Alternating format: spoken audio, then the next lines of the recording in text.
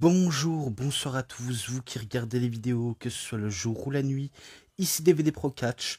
Donc oui, je repoursuis encore avec un autre DVD de catch, mais encore de la Ring of Honor. Oui, ça fait 2 fois que je fais sur la Ring of Honor, et je passerai au troisième très prochainement. Donc voilà, tout simplement, comme ça vous êtes avertis.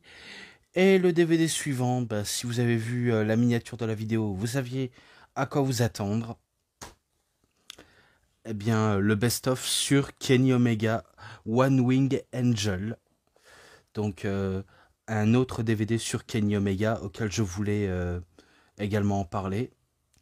Et que je regrette quelque part, parce que je vais un petit peu en parler à ce propos, car j'avais vu il y a quelques mois de cela, cette même personne auquel j'avais acheté les DVD sur justement Omega et Osprey et pas mal d'autres DVD de ROH auxquels j'achetais, je regrette, c'est que je n'ai pas reçu, enfin, qu'il y avait plus celui sur Cody Rhodes, The American Nightmare de la Ring of Honor. Je le voulais, mais malheureusement, il m'a filé entre les doigts, et je me dis, ah, ça c'est pas grave, peut-être que je l'aurai une prochaine fois, qui sait. Mais bon, ce n'est pas grave, et ce n'est pas de sujet auquel on va parler. Donc voilà, au moins vous saviez, vous avez vu la cover et également les DVD. Oui, parce que il y a cette DVD auquel il part totalement en lambeaux. Donc excusez-moi. Donc vous voyez qu'il y en a deux. Et ensuite les matchs. Donc DVD 1 et DVD 2. Donc pour le premier DVD, on passe carrément à ses tout débuts à la Ring of Honor. Parce qu'il faut savoir c'est qu'il a quand même pas mal catché au Canada, et surtout à travers les États-Unis, mais plus particulièrement au Japon, auquel il va se faire beaucoup plus connaître.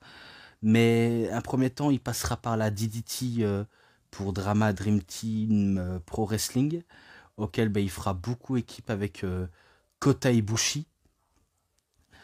Et après, pas mal d'autres structures indépendantes comme la PWG, et justement la Ring of Honor.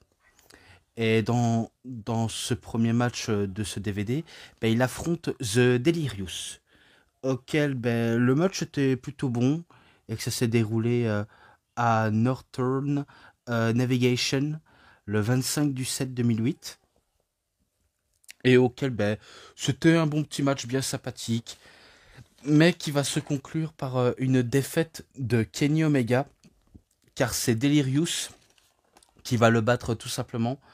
Voilà, je préfère vous dire directement le résultat du match sans trop me prendre la tête. Et pour cela, ce match-là, je le mets 3,60. Voilà, tout simplement. Ensuite, il affronte tout simplement Bryan Danielson et Tyler Black à Band by 8 le 8 du 11 2008.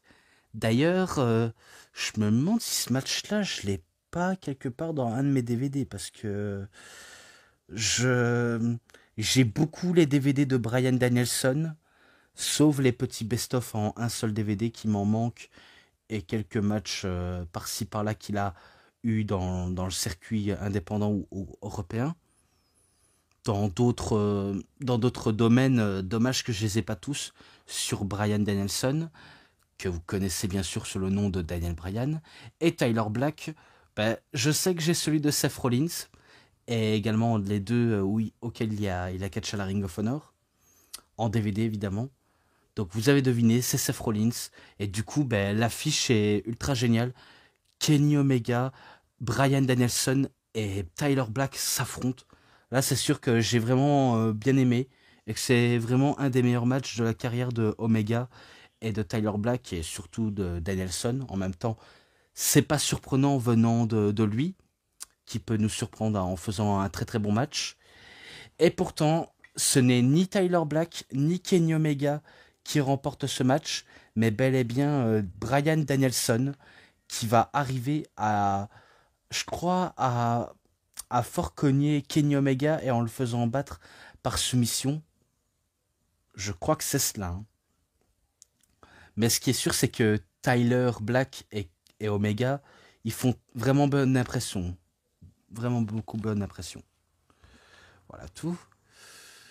Ensuite, ben, cette fois-ci, il affronte Claudio Castagnoli, donc Antonio Cesaro, ou plutôt Cesaro, mais ça, vous savez qui c'est, à Final Battle le 27 du 12 2008.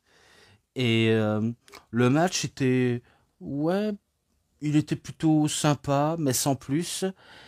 Et il a fallu une distraction de... Je sais pas si c'est Roderick Strong ou je sais plus qui, mais en tout cas, c'est sûr que Claudio s'est fait distraire et que ça a permis à Kenny Omega de remporter le match très rapidement. Je sais pas vous dire plus, mais je crois que c'est cela. Hein. J'en suis pas, on va dire, trop convaincu, mais c'est tout ce que je peux dire. Et que ce match-là, ben, je lui mets un 3,50. Et que voilà, on passe encore au suivant. Et là, ben, il affronte une nouvelle fois Bryan Danielson, mais contre Claudio Castagnoli une nouvelle fois, à Insanity Unleashed le 14 du 3 2009. Et auquel, ben, ça aussi, c'était un bon match triple threat. Mais mon coup de cœur, ben, ça reste toujours Omega, Danielson et Black. Ça restera toujours mon coup de cœur à ce stade-là. Mais il n'est pas dégueulasse à ce point-là, si ce n'est que malgré tous les prises dans leur arsenal auquel ben, les trois peuvent avoir, ils peuvent nous faire aussi également un match très grandiose. Et je ne pense pas qu'à cette période, Omega, son finish, le One Wing Angel, était, euh, était encore là. Je suis pas très sûr, mais peut-être que je me trompe. Hein. Mais ce qui est sûr, c'est que ce soit Danielson ou Kenny a remporté le match, mais pourtant ce n'est ni le cas de Bryan ou de Omega, car ce sera Claudio Castagnoli qui va faire le pin sur Omega et qu'il remporte le match tout simplement. Et pourtant ce match-là, je mets 4,10, donc ce qui est pas mal quoi. Et là encore un match triple menace où il affronte Kenny King et Jay Briscoe pour l'épisode ROH on HDNet, hashtag 10, donc ça veut dire épisode 10, et que si s'est déroulé bah, le 10 du 4 2009. Plutôt court pour un match, en même temps c'est un show télé, ils savent bien qu'ils auront pas le temps pour tout épater, et malgré que ce soit court, du fait qu'il soit bon et que c'est pas, on va dire, forcément mauvais, bah forcément c'est top, c'est vraiment top. Et ce sera Kenny Omega qui va battre, je crois qu'il va faire le pin sur soit Kenny King ou Briscoe, mais c'est lui qui bat bah, les deux hommes. Et auquel bah, ce match-là c'est à 3,70, ou plutôt pour les Français 70. Donc voilà tout simplement. Et là, ben, encore, mais cette fois-ci un match à 4. Donc Omega contre Jay Briscoe, contre Austin Harris et contre Roderick Strong à The Hunt Begins le 17 du 4 2009. Donc un match à 4 plutôt dingue. Et pourtant l'autre il va y venir, mais c'était plutôt vraiment pas mal. Vraiment vraiment pas mal. Je sais pas quoi vous dire de plus. À tel point que parmi les 4 hommes qui se sont énormément butés, il en a fallu un seul qui va ressortir du lot, ben, c'est tout simplement Kenny Omega qui va en venir à bout des 3 hommes et qu'il remporte le match, donc 3,80. Et pourquoi je décide de faire un peu accélérer plus vite, ben, tout simplement, bah, j'ai pas envie trop que la vidéo tarde très très longtemps. Et que si vous êtes curieux de savoir sur la carrière de Kenny Omega, ou si vous n'êtes pas forcément bah, d'accord avec ce sujet, ou tout simplement vous en battez les roubibi à essayer de jeter un coup d'œil de ce qu'il a fait à la Ring of Honor, bah, je vais pas non plus vous forcer, mais si vous êtes curieux, ben, allez-y, vous pouvez savourer. Voilà, c'est tout ce que je peux vous dire pour le moment. Et voilà tout. Pourtant, ce match-là, c'est un 3,80 comme je l'ai dit. Et voilà quoi. Je passe encore à la suite, où cette fois-ci, ben, il affronte le champion du monde de la ROH, Austin Harris, Davey Richards et encore Roderick Strong à encore ROH HDNet, le hashtag 37, donc ça veut dire numéro 37, du 5 du 11 2009. Et pareil, que des bons spots. Tout se résume avec du spot.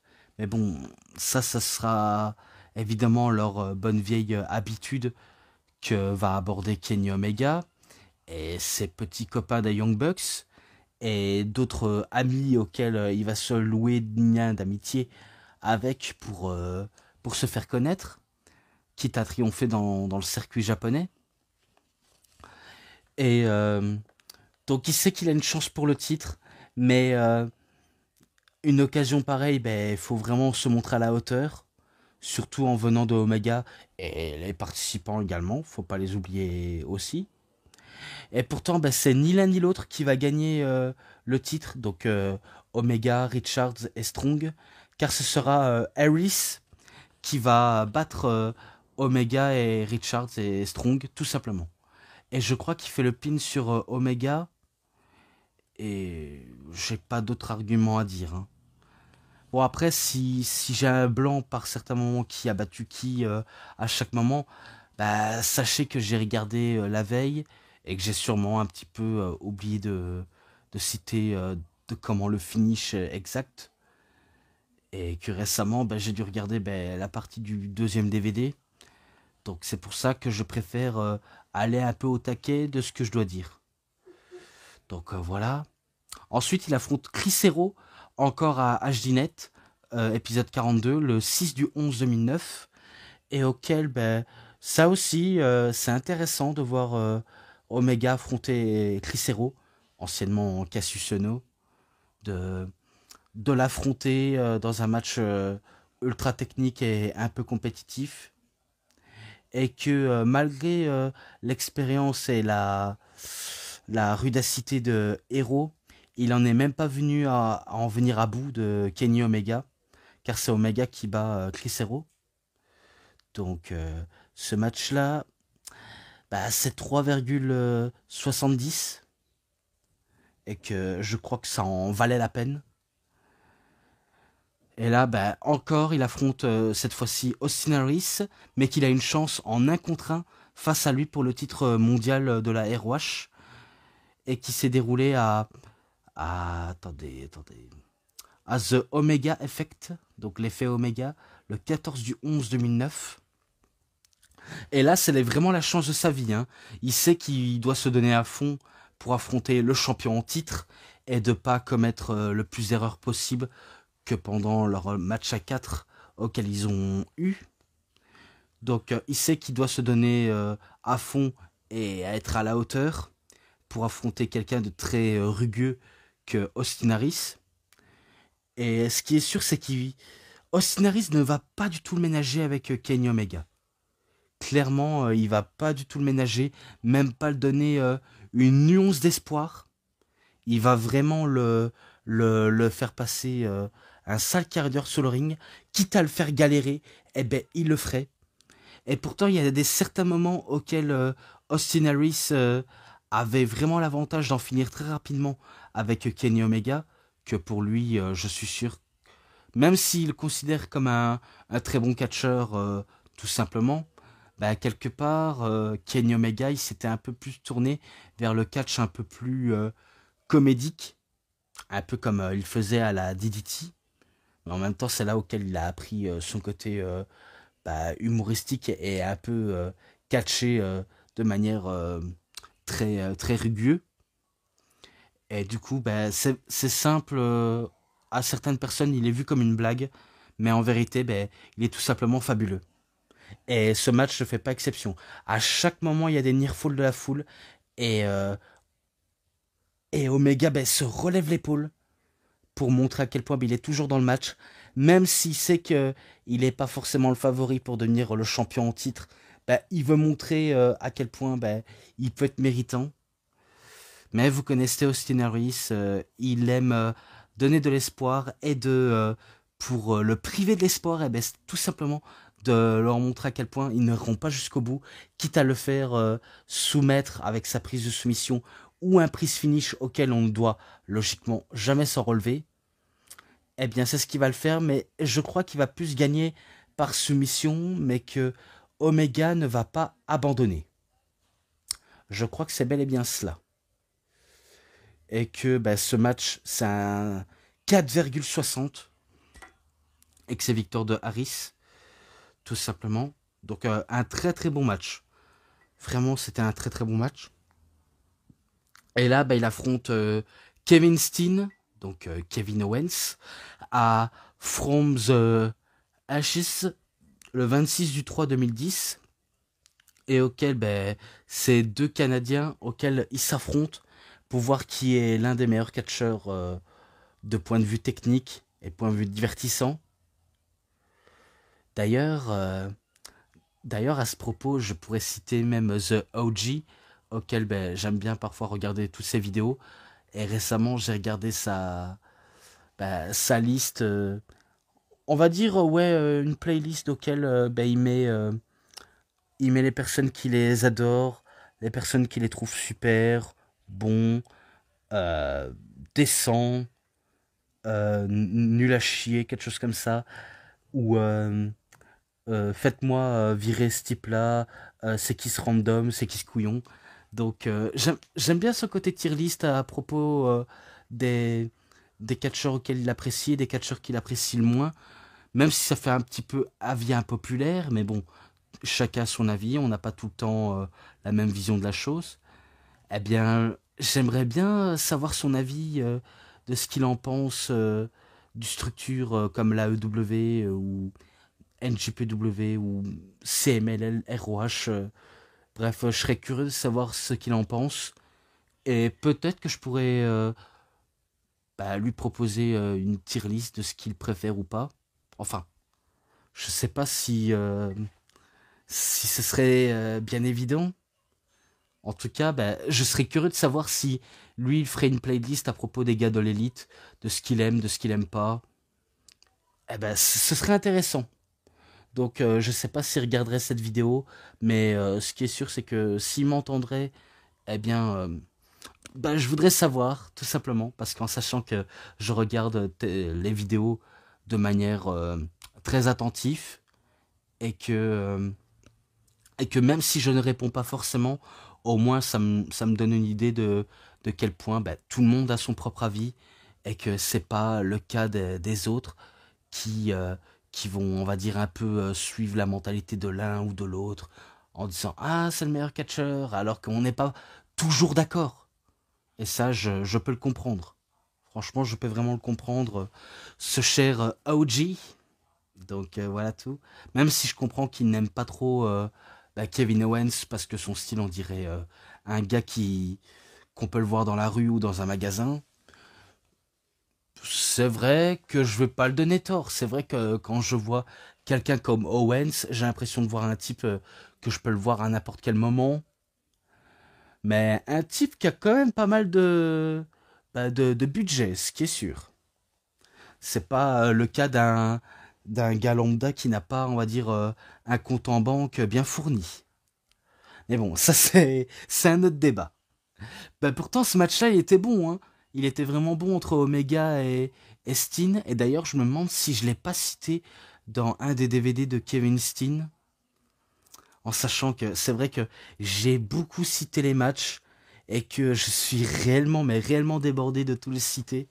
Si ce n'est que ce soit l'issue de n'importe quel, de l'un ou de l'autre, malgré que Omega était presque sûr de remporter le match face à Steen, mais c'est Kevin Steen qui a le dernier mot et l'avantage psychologique sur Omega, et qui le bat avec un package pile driver, avec la victoire tout simplement, et que c'est un 4 ennemi pour ce match-là, un 4 ennemi.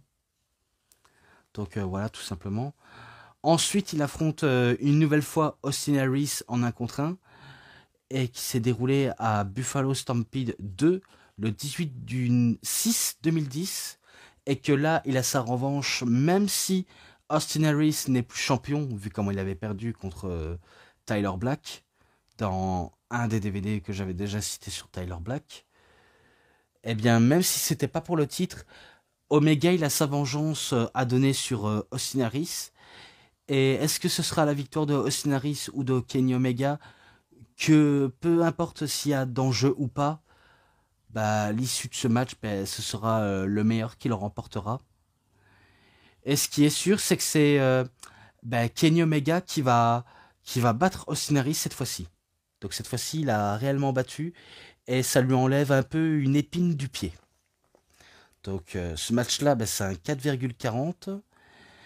Et pour terminer de ce DVD 1, eh bien, il affronte The Fallen Angel Daniels, ou plutôt Chris Daniels, mais on connaît de son nom complet bah, Christopher Daniels, qui s'est déroulé à DBD 8, qui s'est déroulé le 19 du 6 2010, et que le match était aussi super, sans forcément exceptionnel, mais il était pas mal.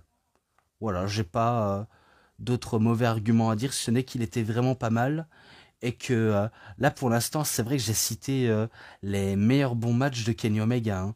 Que ce soit face à Danielson et Black, avec Brian et Claudio. Puis un match à 4 avec Jay Briscoe, Austin Harris et Roderick Strong. Puis encore avec Harris, Davey Richards et Strong. Puis avec Austin Harris, Kevin Steen, Austin Harris. Et pour terminer avec Christopher Daniels, eh ben c'est sûr, j'ai vraiment enchaîné avec des bons matchs. Hein. Là, c'est sûr, je peux le dire en toute honnêteté, là, c'est que uniquement des bons matchs auxquels je pourrais citer. Mais malheureusement pour Kenny Omega, il a voulu tenter d'en finir avec Christopher Daniels. Mais Daniels, il avait la bonne volonté de gagner face à Omega, quitte à utiliser ben, son fameux PME, donc le Best Moonsault Ever. Et ce qui est sûr, c'est que certains pourraient dire que Christopher Daniels a piqué la prise à Tiffany Stratton, en tout cas pour les jeunes qui ne connaissent pas trop le catch. Mais il faut le savoir, c'est que c'est Daniels qui a, on va dire, popularisé et a fait sa marque de fabrique en utilisant ben, l'un des plus beaux moonsaults ben, jamais vus. Et que Tiffany Stratton l'a juste inspiré de Christopher Daniels et qu'elle en a fait à sa sauce. Donc en faisant le moonsault la plus jolie qui soit. Donc voilà tout. Donc c'est lui qui bat Kenny Omega. Et que ce match-là, bah, c'est un 4,20. Et c'est la fin du premier DVD. Si ce n'est que c'est pas terminé, on passe au deuxième DVD.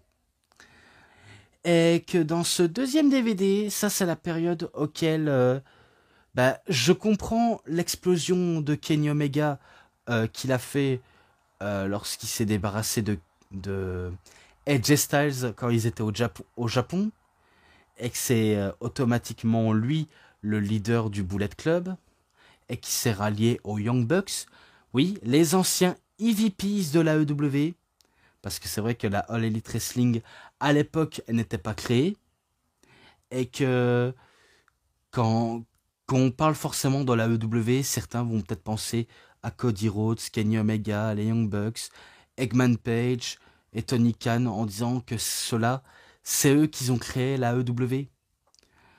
Je vais pas leur donner tort, mais quelque part, certes, il y a eu de la bonne volonté à ce propos de tout cela, mais c'est vrai qu'il y a un démol, ils n'ont pas su révolutionner le business comme ils souhaitaient.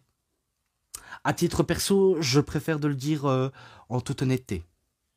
Et pourtant, à cette période-là, il commençait à se faire mieux connaître. Que ce soit pour les bonnes ou les mauvaises raisons, ben c'est sûr, il va faire équipe avec les Young Bucks. Donc, Matt pour Mathieu, Nick pour Nicolas Jackson. Et qu'ils affrontent Kushida, ACH, donc ACH, et Matt Sydal.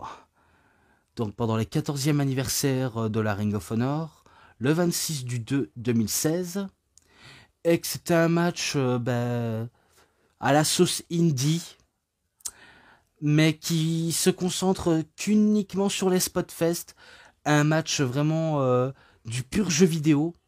Oui, parce que quand je regardais justement très récemment, je me dis en fait, ils font du catch jeu vidéo, ça spamme les prises, ça spamme les coups. Donc si tu veux du V-Trigger, en voilà. Si tu veux du super kick, ce sera pareil. Des Slap Dragons, des German Suplex, et j'en passe de ce qui te passe par-dessus la tête, tu l'auras quoi qu'il en coûte. Donc c'est purement du catch jeu vidéo auquel on va ressentir tout le long de la fin du programme. Parce que c'est un peu la partie auquel j'aimais un petit peu moins. Je vais pas vous le mentir. En même temps, j'aime pas trop tellement les Young Bucks. Pourtant, humainement, je les apprécie, parce que je suis sûr que humainement, ce sont pas des petits cons comme on pourrait le prétendre dans la vraie vie. Enfin, sauf à part le démol avec CM Punk et j'en passe d'autres. Mais dans le domaine du catch, je les trouve vraiment arrogants, limite pathétiques. Je sais pas dire grand chose de très très bon à propos des Young Bucks, si ce n'est que j'apprécie leur côté travail en équipe. Parce que c'est vrai que de nos jours aujourd'hui, que ce soit de la EW ou de la WWE, il n'y a pas beaucoup d'équipes qui travaillent aussi correctement que eux. En même temps, s'ils sont tellement bons en équipe, c'est qu'il y a une bonne raison, c'est que les deux sont faits pour être en équipe et pas pour se démarquer de son partenaire ou de son frère. Coucou Jimmy et coucou Jay. Oui, parce que c'est un petit clin d'œil auquel je me dis, il y en a un qui a su se démarquer, mais sauf l'autre. Et que même si ce sont des spotfesters, enfin, des spotfesters de génie, qu'ils ont, on va dire, une qualité aussi innovante de créer de l'engouement dans chacun des matchs, j'aime pas quand même quand ils cassent trop la logique. Le fait de pas vendre la plupart des offenses, le fait d'en faire trop des caisses en plein match, ça c'est sûr, je déteste les Young Bucks quand ils font ça. Sincèrement, je les déteste. Mais bon, je vais pas leur dire trop grand chose de très méchant vu comment c'est déjà fait. Et pour tout vous dire, certes on a eu des tas de trucs à gogo, et pourtant à la fin ça va se conclure avec tout d'abord un Metzler Driver de la part des Young Bucks. Donc un Metzler Driver, je vais vous dire ce que c'est. En gros, c'est un genre d'un genre de Springboard 450 et que la personne est en position du Tombstone Pile Driver. Donc c'est pour ça qu'on appelle ça un Metzler Driver que plus tard, en 2024, on va baptiser le Tony Khan Driver. Et que ça va se conclure avec Kenny Omega qui va faire son One Wing Angel pour la victoire. Donc victoire des Bullet Club de Bing the Elite. Et je lui mets un 3,81. Mais voilà tout. Voilà, c'est simple et tout à ce point-là. Ensuite, il affronte ACH à ROH HDNet TV. Hashtag épisode 238. Qui s'est déroulé le 27 du 2 2016. Et que, avec tout simplement, il y a eu des bons trucs dans plein match. Mais ce que j'ai pas trop aimé, c'était un peu le côté overbooking. Pourtant, dans le overbooking, j'aime bien quand c'est mieux raconté et qu'il y a une logique, ce qui n'est pas le cas à l'heure d'aujourd'hui, parce que maintenant, tout ce qui est overbooking avec la WWE et la AEW, c'est assez démesuré par certains moments. À part pour le dernier All-In, où je trouvais que le overbooking peut être mieux maîtrisé du fait qu'il y a une histoire derrière, même si il y a des côtés qui n'ont pas de sens. Mais du fait que ça en fait pas trop des tonnes et des tonnes, c'est ce que j'apprécie. Alors que là, s'il y avait du overbooking, c'est parce que il a fallu que les Young Bucks et j'en passe d'autres personnes viennent se mêler de tout cela à la fête pour leur donner un petit grain de sel. Et que c'est là où je me dis, ah, ça me lasse totalement. Et que tout de même, ça va quand même se concrétiser avec une victoire de Kenny Omega sur SCH. Et que ce match-là, c'est un 3,60. Sans plus, sans rien. Et là, maintenant, encore il fait équipe avec les Young Bucks, donc dans le Bullet Club, EVP, The Elite et j'en passe d'autres, contre le futur président à cette période en 2016, parce qu'il n'était pas encore annoncé le président de la NJPW, donc Hiroshi Tanahashi, qui fait équipe avec Michael Elgin et Yoshitatsu. Donc toujours à ROH TV épisode 245, qui s'est déroulé le 11 du 5 2016. Et pareil, que des trucs de indie, catch manière jeu vidéo. Qu'est-ce que vous voulez que j'en dise de plus, si ce n'est que à la fin, je connais la suite. Ces victoires tout simplement du Bullet Club. Et que ce match-là, c'est un 3,50. Et j'en dirai pas plus. Et là, encore avec Tanahashi, mais qui fait équipe avec The Addiction, ou anciennement à la TNA, Bad Influence. Donc, si vous voulez savoir de qui il s'agit, tout simplement de Christopher Daniels et Frankie Kazarian. Donc, voilà tout, qui s'est déroulé à War of the Worlds, donc la guerre dans le monde, qui s'est déroulé le 7 du 5 2017. Et pareil, qu'est-ce que j'en ai à dire de plus, si ce n'est que il y a eu des bons petits trucs, mais je préfère pas trop en dire de plus, si ce n'est que je connais la suite, ces victoires du Bullet Club. Hein. Donc il faut pas être assez bête pour pas voir de plus près.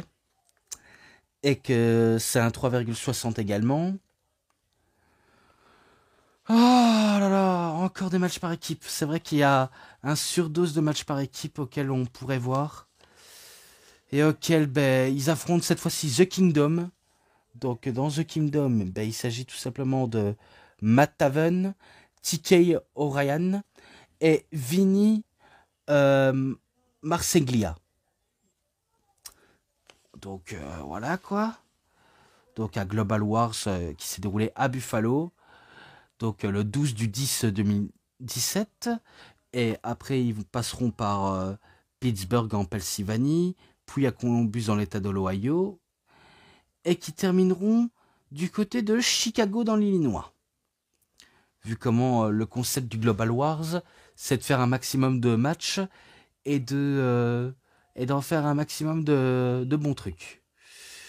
Et pourtant, malgré que le Kingdom était presque sûr de remporter la victoire sur les Bullet Club Elite, c'est tout simplement Omega et les Young Bucks qui remportent le match sans trop gros suspense. Et j'en passe d'autres. Si ce n'est que c'est un 3,40. Et ce qu'on peut retenir dans ce match-là, c'est qu'il va y avoir toute une flopée du Bullet Club qui vont arriver. Notamment le délire avec... on fait les deux chaussures. Du coup, dans les chaussures, on met la tête dans les chaussures et le mec, il est sonné. Puis le délire de 4 pieds... Eh ben non, on est passé à 5, 6, 7, 8, 9, 10.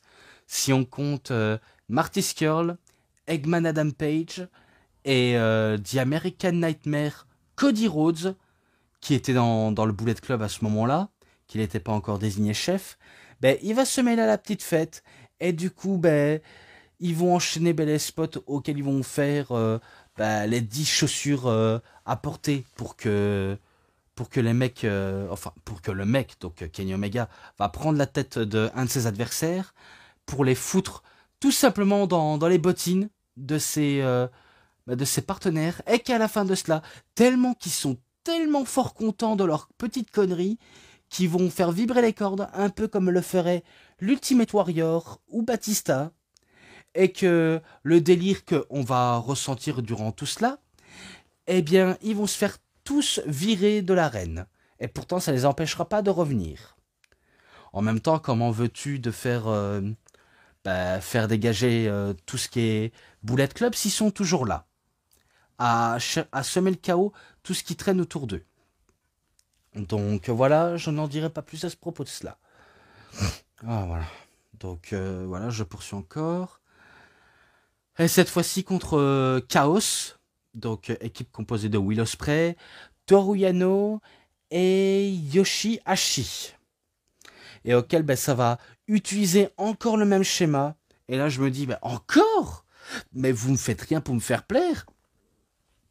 Vous êtes plus là pour faire du catch du Spotfest, pour faire, on va dire, enjailler les fans d'internet. C'est pas possible.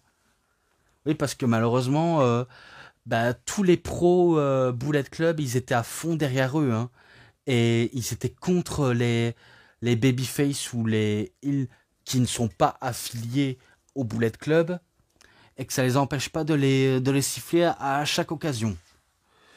D'ailleurs, on aura eu l'exception escomptée.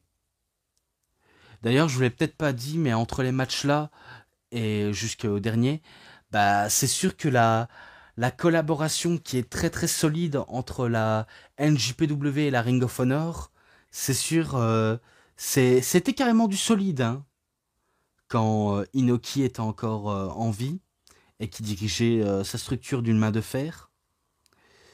Et que maintenant, c'est un petit peu compliqué, même si on s'appelle Tanahashi, c'est pas forcément exceptionnel, mais je ne dirais pas trop de négatif dessus. Et pourtant, vous savez ce que j'en pense, c'est victoire encore du Bullet Club. Donc voilà, c'est eux qui gagnent, hein. À tous les coups, c'est eux qui gagnent, hein. Je sais pas te le dire plus cordialement, mais voilà, c'est tout ce que je peux dire de plus. En sachant que c'est un 3,50. Donc voilà, pas trop surprise. Et pareil pour le dernier match par équipe, auquel ils affrontent The Best Friends et Flip Gordon, comme je l'ai dit, à Global Wars Columbus dans l'état de l'Ohio, qui s'est déroulé le 14 du 10 2017. Et que c'est pareil, encore le même schéma avec Cody, Eggman, Skrull et les Young Bucks. Et avec Omega également, donc ça commence à en faire lourd. J'étais un petit peu commencé à me saouler en disant encore, mais c'est pas possible ça. Vous faites dans chaque occasion auquel vous avez l'occasion de le faire, mais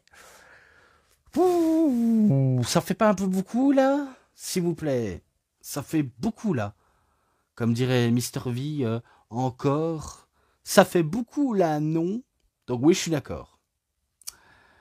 Ah, pourtant, l'issue est quand même la même. Victoire des Bullet Club, 3,60.